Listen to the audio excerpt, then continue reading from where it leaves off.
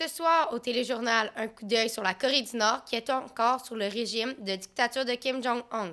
La Corée du Nord refuse toujours de décrocher le téléphone rouge qui permettait la communication entre la Corée du Sud et la Corée du Nord. Allons maintenant voir Daphné qui est présentement sur les lieux.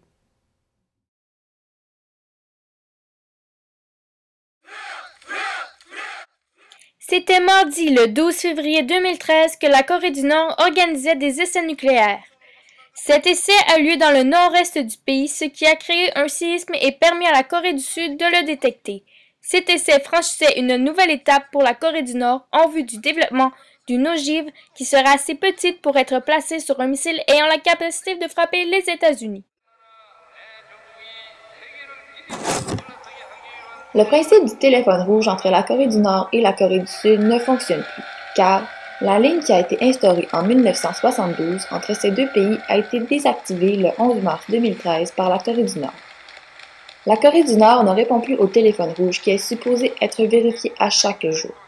Le principe du téléphone rouge est d'avoir une communication directe entre ces deux pays qui ont des conflits potentiels l'un envers l'autre et de leur permettre de prévenir avant d'effectuer un acte visant l'autre pays. Ce qui a causé tout ceci est principalement la fin de l'armistice, qui est l'accord de non-agression entre les deux Corées instauré en 1953, et l'évolution de l'arme nucléaire chez les Nord-Coréens.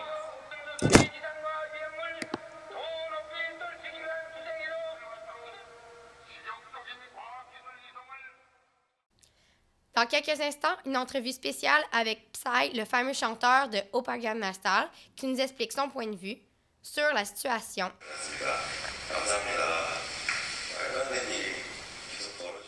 Psy nous explique ici qu'il essaie d'aider la Corée du Sud à atténuer les tensions avec la Corée du Nord.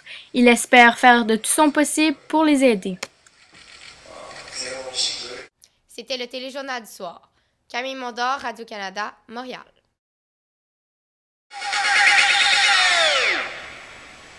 Oppa Gangnam Style. Gangnam Style.